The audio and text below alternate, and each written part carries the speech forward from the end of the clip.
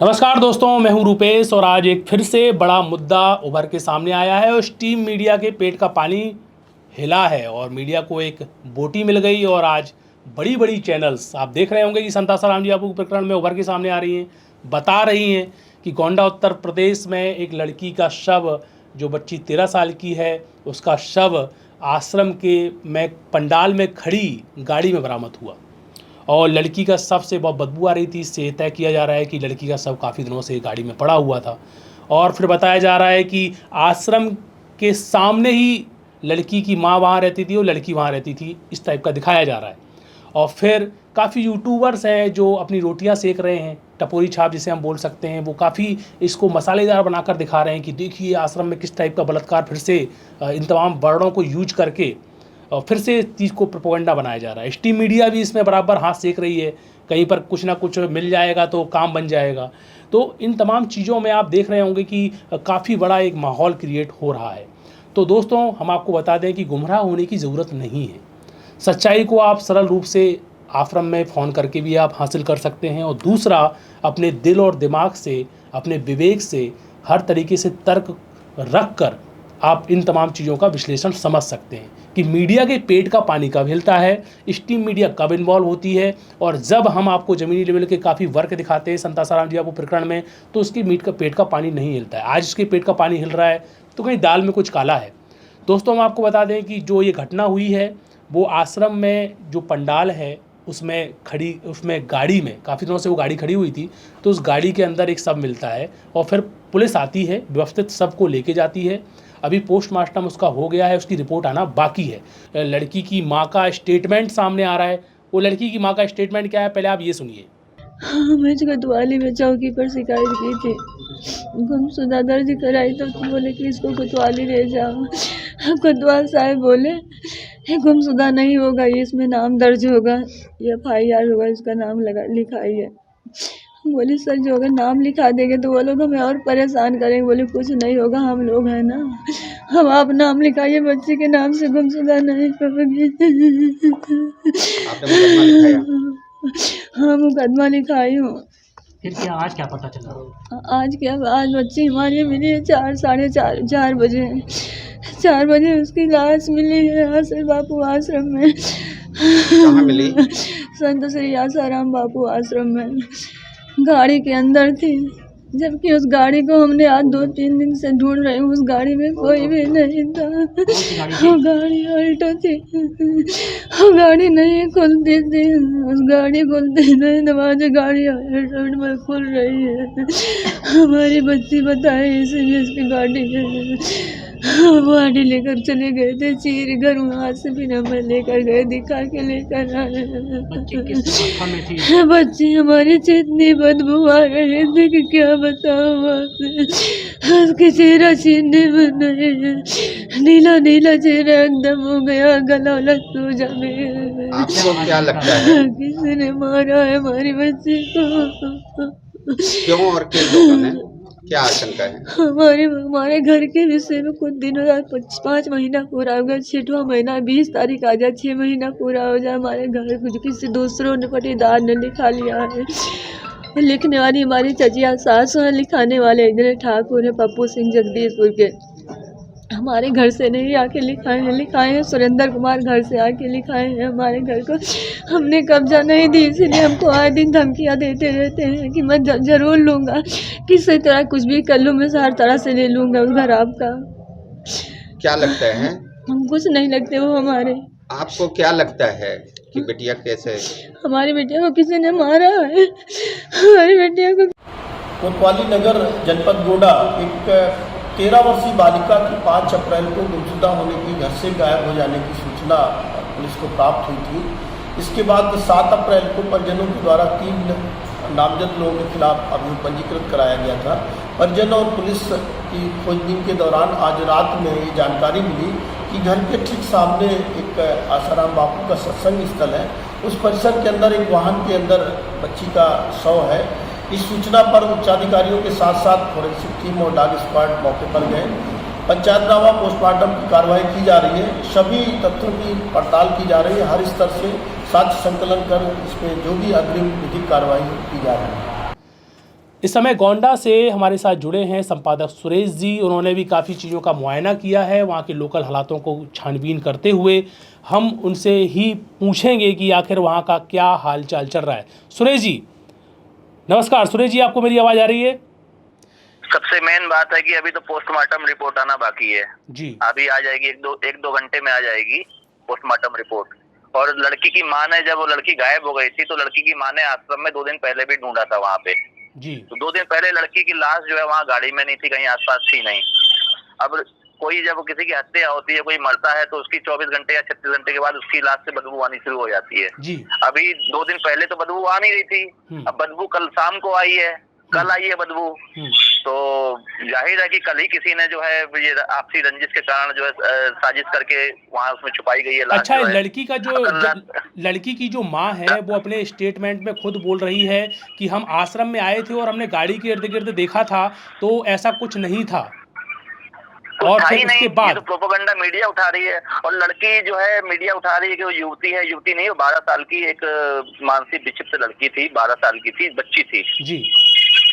हाँ, और वो जो है, और कल रात में जब उनके लोगों ने फोन किया तो स्थानीय लोग गए थे, 10-15 लोग जो उनके सपोर्टर हैं वहाँ चौकी इंचार्ज के साथ में आश्रम में गए थे। तो चौकी इंचार्ज खुद बोलता है कि कोई अपने घर में मार के थोड़े डालेगा जी। कोई अपने घर में किसी को मार के थोड़े डालेगा जी। जरूर इसमें कोई पीछे बैक साजिश है, कोई बापूजी की संस्था को बदनाम करने का। ऐसा पहले भी कई बार होता रहा है, जैसे अहमदाबाद में 2 बच्चों की लाशों को वहाँ आश्रम के पीछे डाल दिया गया, नरकंकालों को जम्मू कश्मीर आश्रम में जमीन पे गाड़ दिया गया। तो उसी से जुड़ा हुआ ये मामला लग रहा है, क्योंकि अभी बापूजी का जो मामला है सभी को मालूम पड़ने लगा है, बापूजी निर्दोष है, बापूजी रिहा होने वाले हैं, एक माहौल सा बन गया है। तो उसको पुनः बापूजी को बदनाम करने के लिए ये गहरी साजिश की गई है। जो मेन कारण है, उस परिवार की जो है हाईवे पे करोड़ों रुपए की जमीन थी, करोड़ों रुपए की जमीन की उसका विवाद था। तो उनके जो खिलाफ वाले थे, जो अपोजिट साइड वाले थे जिनसे विवाद चल रहा था, उन्होंने कहा था कि हम बदला लेंगे। किसी के माध्यम से उस लड़की की माँ के पास रिपोर्ट आई थी कि हम बदला लेंगे। अब बदला लेंगे, उन्होंने किस तरीके से उसकी बदले को अंजाम दिया है, बच्ची को मार के अंजाम दे सकते हैं, क्योंकि वो लड़की का माँ का ऐसा भी कहना है कि लड़की के शरीर में नीले निशान पाए गए। अब नीले निशान कोई बेरहमी से मारेगा तभी पाए जाएंगे। ये तो पोस्टमार्टम रिपोर्ट में सुरेश जी सिद्ध हो जाएगा। लेकिन लड़की की माँ जिस तरीके से बताती है कि जब FIR लिखवाई गई तो उसका जब स्टेटमेंट हुआ तो FIR में 3 लोगों का नाम लिखवाया गया है। लड़की की माँ ने खुद संदेहात्मक तरीके से 3 लोगों का नाम लिखवाया, तो ये वर्णन खुद अपने उसमें बोल रही है। हाँ, तो जिनसे आपसी उनकी रंजिश जमीन का मामला था, जमीनी विवाद का मामला था, उन्हीं 3 लोगों का नाम लिखाया गया है जी। अच्छा, एक सवाल और सुरेश जी, एक सवाल और यहाँ पर खड़ा होता है। काफ़ी लोग बोल रहे हैं कि आश्रम में क्या पता नहीं चला।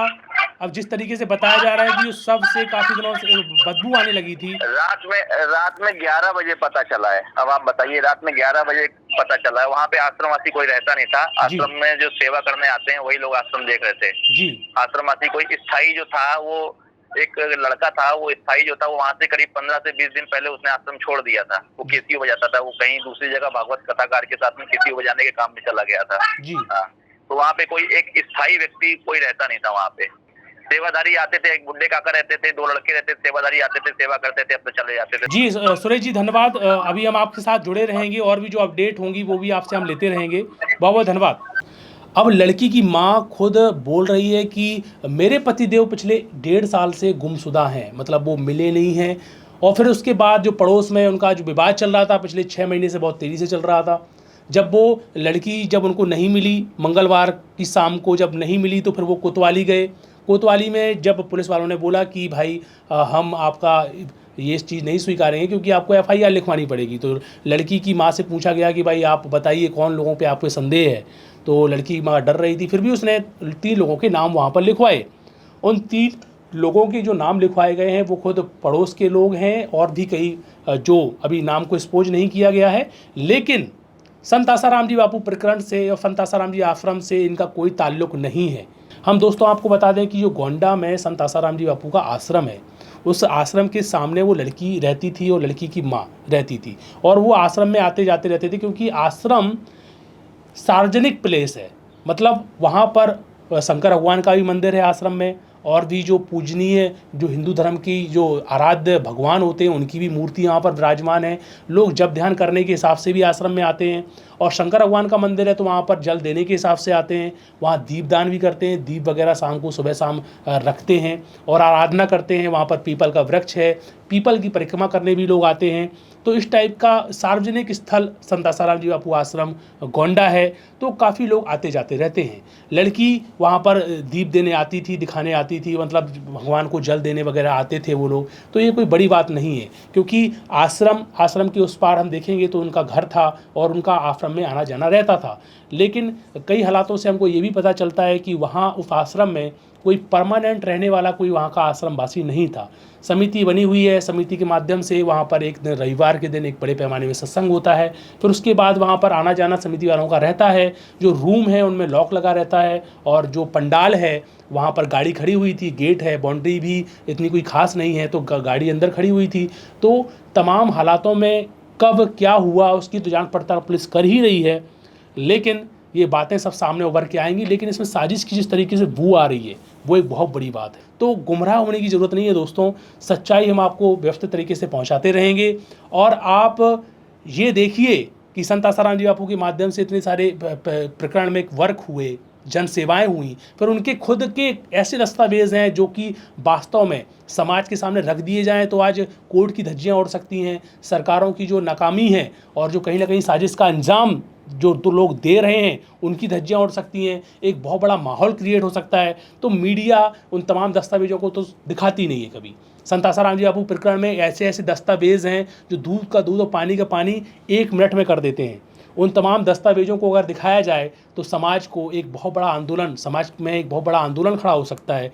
तो ये जो नाकामियाँ हैं जिसका जवाब ना कोर्ट के पास है, जिसका जवाब ना सरकारों के पास है, ना जिसका जवाब इसके पीछे एक प्रोपेगेंडा का रूप देकर और षड्यंत्र की साजिश की बू के पीछे बहुत सारे चेहरे हैं जो अपने चेहरों को ढककर बैठे हुए हैं। और मीडिया को कब हड्डी मिलती है और कब उसको बोटी मिलती है, कब चिल्ला पड़ती है। तो ये तमाम चीज़ों का विवेक आज आपको भी होना चाहिए कि मीडिया क्या दिखा रही है और संत आसाराम जी बापू का प्रकरण क्या है, घटना कहाँ होती है, कैसे होती है, तो उसको मीडिया किस तरीके से तड़क भड़क तरीके से उसको दिखाती है। और समाज के लोग वैसे तो काफ़ी समझ गए हैं।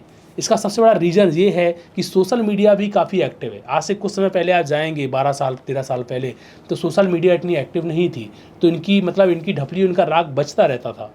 लेकिन अभी क्या है कि सोशल मीडिया एक्टिव रहती है और संत आसाराम जी बापू के जो लोग हैं वो बड़े पैमाने में सच्चाई को फैला देते हैं, तो इससे कि इनको भी 10 बार सोच के बोलना पड़ता है।